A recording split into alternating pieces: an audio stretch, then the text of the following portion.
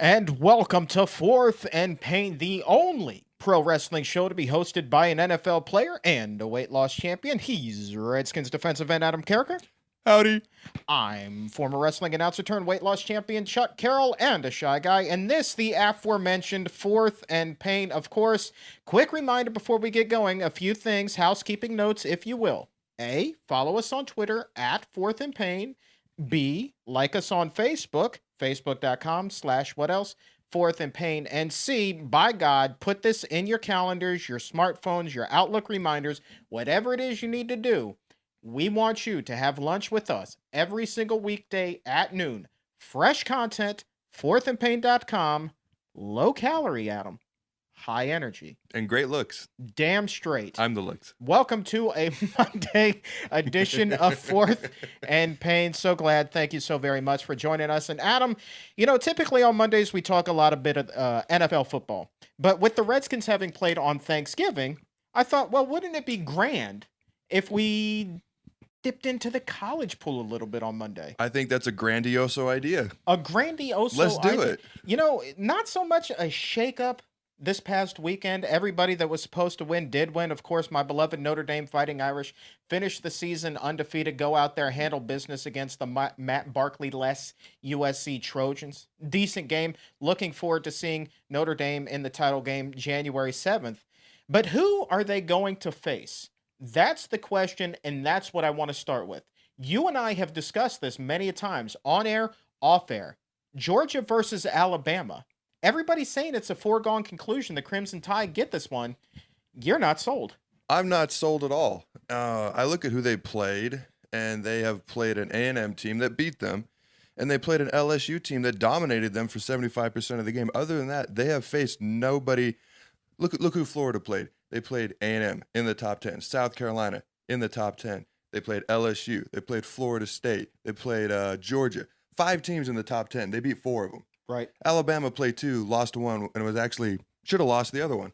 I'm not so impressed by them. And actually, I've said before, Georgia, it's tough with me with them because they played some of the other tougher teams like Florida. They're going to play Alabama. They've played South Carolina.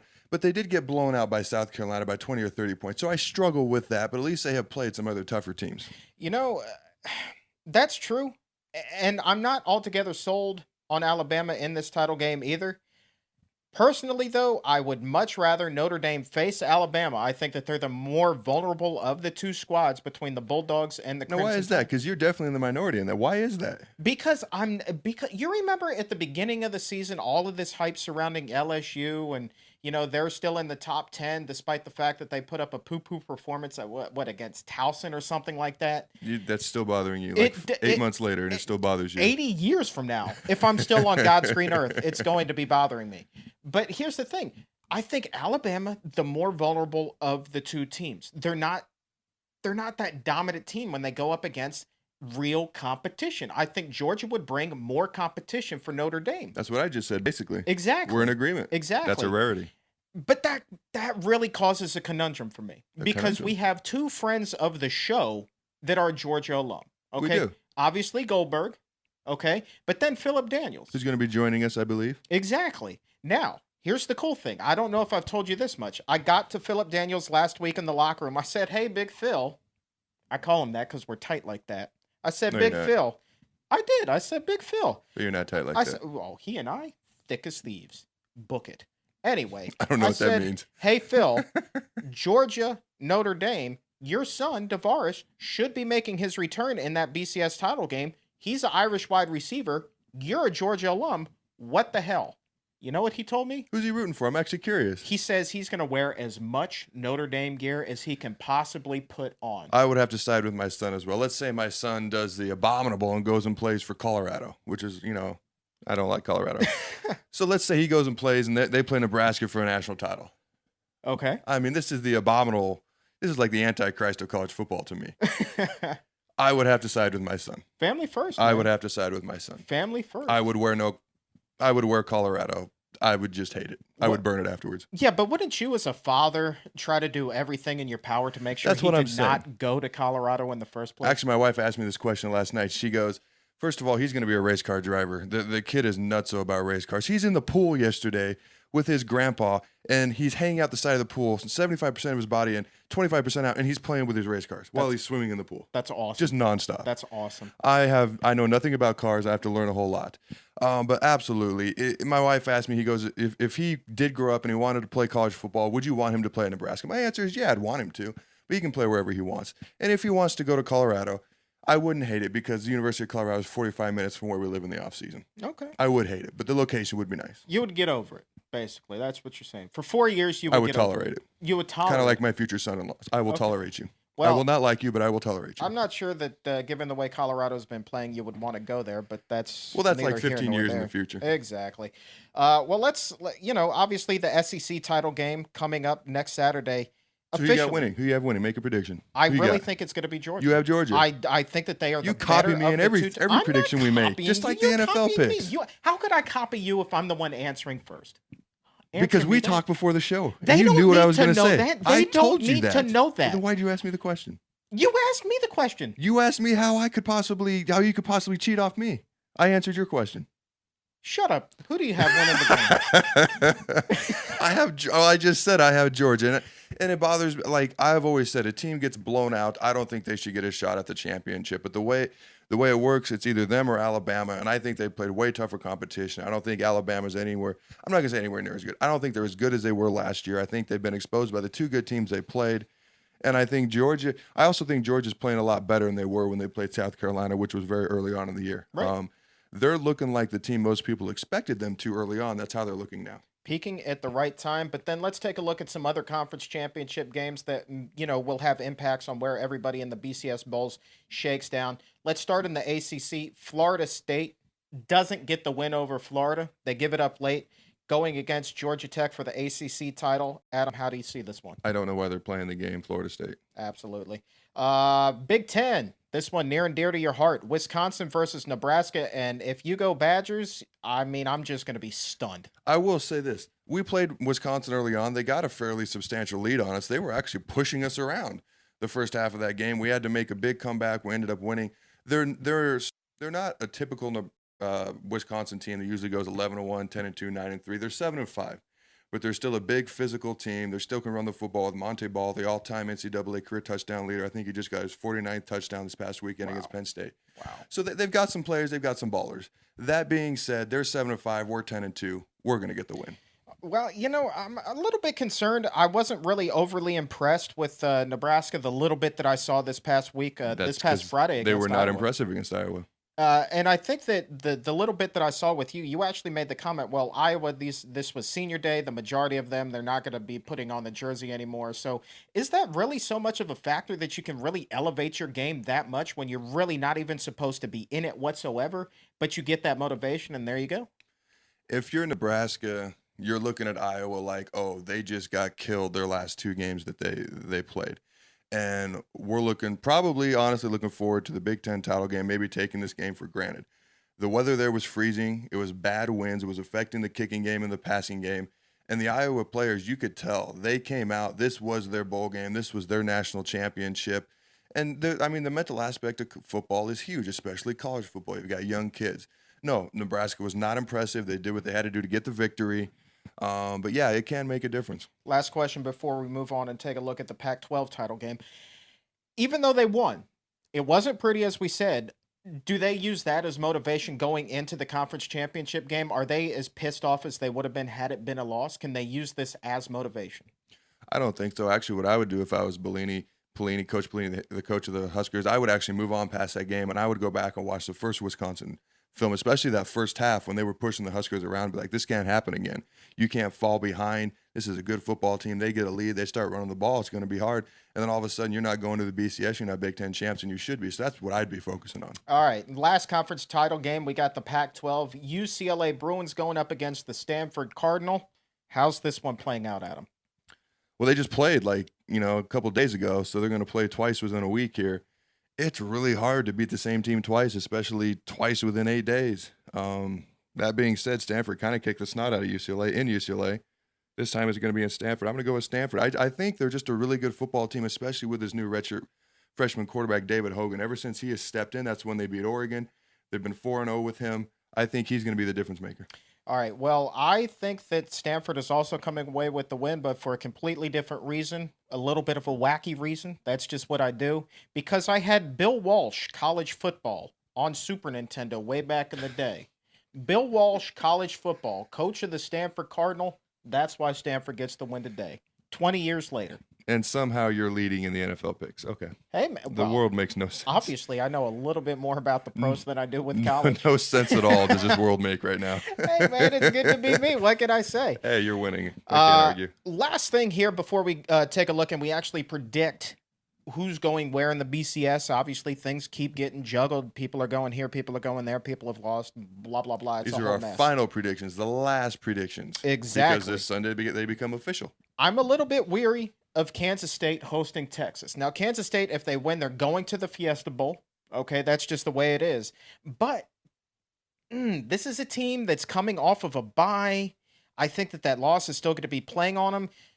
I think that this is a dangerous game for Kansas State, man. So you're predicting a loss? I think it's plausible. I'm not saying it's going to be a loss. You have to make a prediction. You have to make a prediction. I think they get the win, but it's not going to be pretty. Okay. I think that it really will come down to maybe the final possession. So it's kind of like you get the win in life, but you're not pretty. Okay, I can live with that.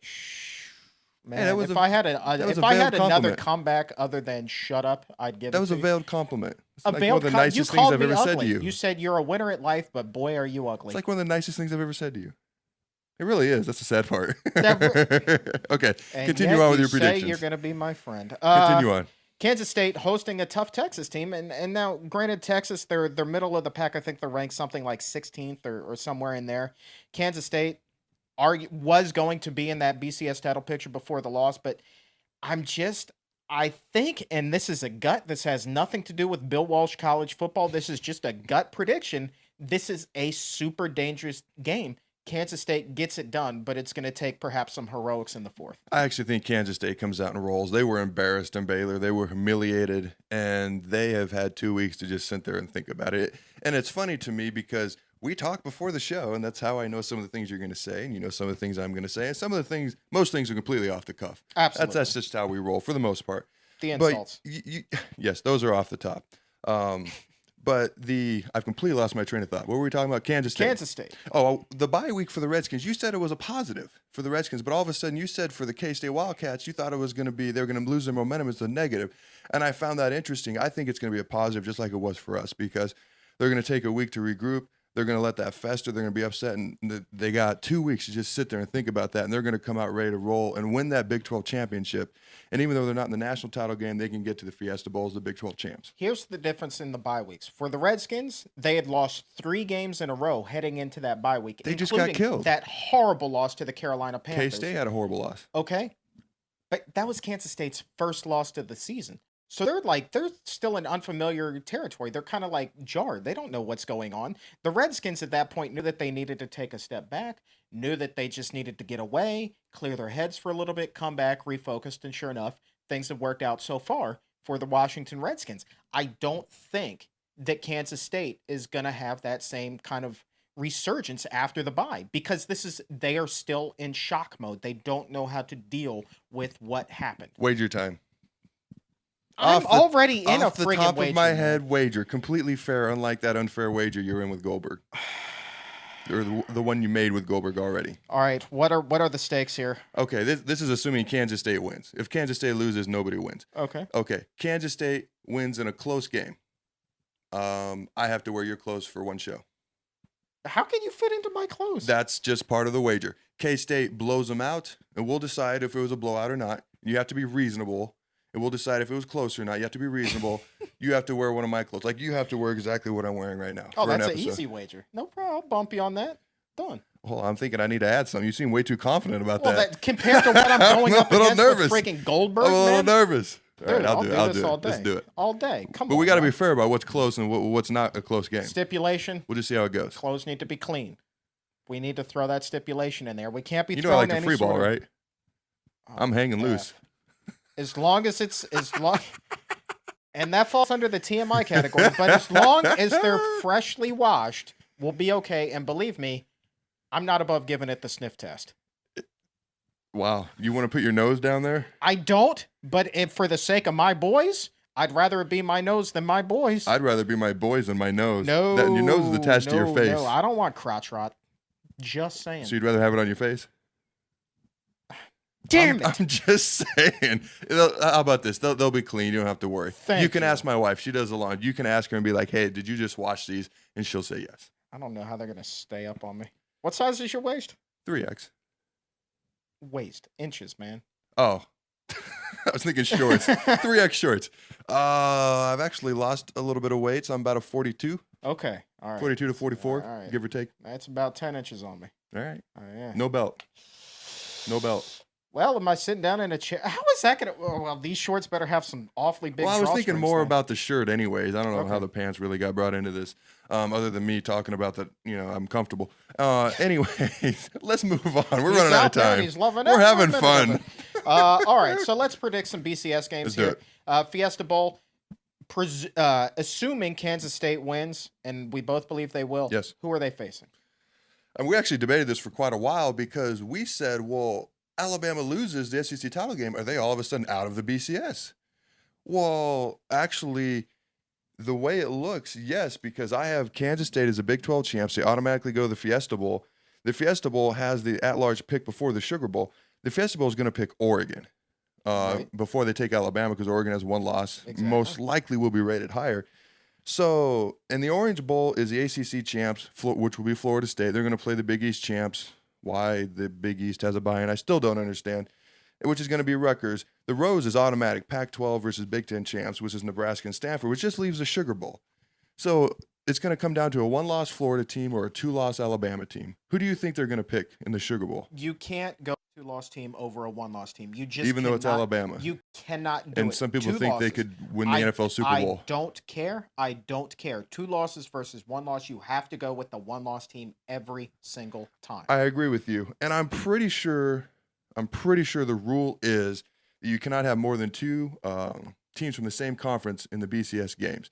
If that being the case, that means Alabama's out. That means they are out. And I'm pretty sure that's the case, which means Florida, if you look in the top 10, there's A&M, there's LSU, there's South Carolina, there's every other AC team under the sun, which basically leaves them to play Oklahoma as the next highest rated non-SEC football team in the Sugar Bowl. Dude, you were like the Mel Kiper of some college football prognostication. I love me some college football. It's so much fun to watch. Like, this is a wealth of knowledge, and honestly, I consider myself to be an intelligent man on most things. You are making me feel ignorant with all of these different scenarios and formulas and knowing the ins and outs of everything. Dude, I have loved watching college football ever since I think about 91 when Nebraska lost to Miami 22-0 in the Orange Bowl in the Rock. That's the year he won his ring or whatever with the University of Miami. Ever since then, I've been watching college football every year like it's religious in my house, which it pretty much is, by the way. Well, let me ask, okay, on the Rose Bowl, who would you rather face, Nebraska or UCLA? Or, I'm sorry, Stanford or UCLA? I want to play UCLA for 2 reasons. Number one, they beat us earlier this year, and I don't think they're the better team. Okay. I think if we played them again, we would win, and we'd have a chance to get some revenge. Number two, I think they're a legitimate top 10 team. They are a really good football team. Excuse me. They might have the best front 7 in all of college football. They lead the nation in sacks. You watch them play Oregon. You watch them play UCLA every day. They're in the backfield every other play. I mean, their defense is really good. With the emergence of that freshman quarterback, David Hogan, they have become, to me, a top 10, if not a top 5 football team this year. And as a football guy, I want to play the best. As a fan, I just want to see my team win. So I'm rooting for UCLA, but I'm expecting to play Stanford. Gotcha. Fair enough. And real quick, we're just going to call this the wild finish. I wanted to touch on this before we wrapped up the show. Of course, end of the season, Heisman Trophy time. Hold on. I know we're running out of time. I know we're chit-chatting a lot. Oh. What about Ohio State? Oh, yeah. What if they were not on a ban? We have one of our trainers who's a Miami, Florida fan, and they just banned themselves from the ACC title game, banned themselves from the bowl game for the 2nd straight year. And there are a lot of Ohio State people that wish they would have banned themselves from the bowl game last year, and maybe this year they could have played in the bowl game. What if Ohio State, 12-0, let's say they go to the Big Ten title game. I think they would lose to Nebraska this time, even though they killed us the first time. Let's say they win. They beat Nebraska. They're undefeated. Where would they be? Well, obviously the BCS title game. You think so? It's the battle of unbeaten. But they're rated 4th right now, and they're still undefeated. Yeah, but that BCS formula is so convoluted that it rarely matches up with the AP and the coaches poll. But here's the thing. The voters have them 4th. Their strength of schedule is not better than Alabama's, is not better than Georgia's. So their strength of schedule, the computers is not going to jump them. Doesn't matter, man. It does matter. The undefeated stuff outweighs everything. It does brother. matter. If your schedule is not as strong and the people aren't voting you ahead of them, how are you going to be ahead of them? Because how many times have we talked about the flawed BCS system? It is flawed. It sucks. And but they're not going to jump them. Ohio State would be in that title game. So simply because they're undefeated, it's going to completely ignore the fact that they're behind the other two teams in the polls, and it's going to ignore the fact that their strength of schedule is way weaker. Yep. They're just somehow going to leapfrog. Yep. Just like a children's book, fantasy happens. Yep. How are you winning in anything? Otherwise, there would be uber backlash. That makes no sense. Here's a fact. You write columns we're supposed to read. The Buckeyes. We're supposed to believe and listen to you. You're damn right you should. That makes no sense. Yet people do. And that's all that matters. Here's the thing. The Buckeyes fans, they are, quote unquote, as bad in your eyes as the Notre Dame fans are. Okay? These guys would be all up in everybody's hoo-ha if an undefeated Buckeye team were not in that title game. I think you're right. I think they would be in the title game. Your reasoning doesn't make any sense. The reason to me that they would be in the title game is the voters would vote differently. Right now, they look at Ohio State. They know they can't be in the title game, so automatically they're being docked and penalized. They're like, well, they can't play, so why am I going to rate them against the two teams that are playing to get in? I'm automatically just going to put them behind. But if they were eligible for that title game, being undefeated, voters would vote them ahead. I'm saying they're being penalized just because people know they can't get in. They're not just somehow going to magically Tinkerbell leapfrog over people, though. I think they would, and that's all that really matters. I'll tell you one thing, though. I don't know how to win an argument with a 3-year-old. I can't win with my son. I'm not going to win with you. So damn straight. So here's the last thing I wanted to touch on. We're going to save the Heisman debate for another day. But did you see what happened in Columbus this past weekend? The old, I believe it was the O2 National Championship team hoisted Jim Tressel up on their shoulders, which I found to be very interesting given the fact that it was under Tressel's tenure that the Buckeyes got into all of this hot water, and they find themselves in their current predicament because of the whole Terrell Pryor situation. I didn't know how that was going to turn out. I watched that Ohio State-Michigan game. I watched it.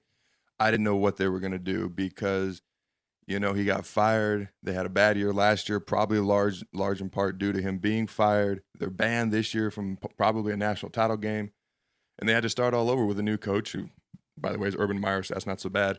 Right. But he did a lot of great things. They won the Rose Bowl under him. They won the Sugar Bowl. They won the Fiesta Bowl. They won a national title. They beat an undefeated Miami team who hadn't lost in like 30-some straight games in 2002. They did a lot of great things.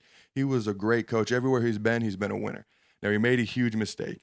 And I am really glad that given time, the fans were able to still appreciate what he did. I think he's going to be beloved until the end of days there. I mean, I'm not going to draw a similarity between this and Penn State, but just remember, Paterno was still beloved there until the very end inside of Happy Valley. Absolutely. Outside, not so much, but inside that insulated community, they're going to love him for life. I'm just really glad that the fans, because it wasn't that long ago that he got fired. So I'm glad fans still appreciated him for what he did do. He obviously made some mistakes and he's been punished for it, but I'm glad they could still appreciate it. And I appreciate you despite all your flaws and your sharp tongue. I appreciate you, Adam Carriker. I appreciate you as well. And so with that nice note, because we are a couple of pleasant gentlemen, we are fresh out of time. Thank you so very much for believing in our weirdness. I'm Adam Carriker. I have many flaws, including large arms. Peace out, Fourth and Painters.